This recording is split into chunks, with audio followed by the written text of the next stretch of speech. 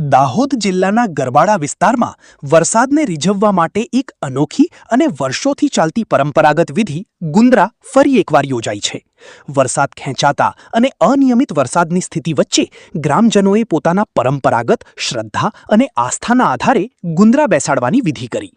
ગામના બળવા અને પૂજારાઓ દ્વારા પૌરાણિક રીતિરિવાજો અનુસાર વિશેષ પૂજન વિધિ સંપન્ન કરવામાં આવી હતી। સ્થાનિક લોકોના જણાવ્યા મુજબ આ વિધિ બાદ સામાન્ય રીતે 2 દિવસમાં વરસાદ થવાની આગાહી પૂજારાઓ દ્વારા કરવામાં આવે છે, જેના કારણે ખેડૂતો અને ગ્રામજનોમાં આશા અને ખુશીની લાગણી જોવા મળે છે। ગુંદરા વિધિ માત્ર ધાર્મિક પ્રક્રિયા નથી, પરંતુ તે ગામની સામૂહિક એકતા, સહયોગ અને સમૃદ્ધ સાંસ્કૃતિક પરંપરાનું જીવંત પ્રતિબિંબ પણ છે। દાહોદ જિલ્લાના આ વિસ્તારમાં આજે પણ આવી પરંપરાઓ લોકોની આસ્થા અને સંસ્કૃતિને જીવંત રાખે છે। દાહોદ જિલ્લો ગરબાડા તાલુકો ગરબાડા ગામની અંદર ગુંદરું કાઢવામાં આવે છે।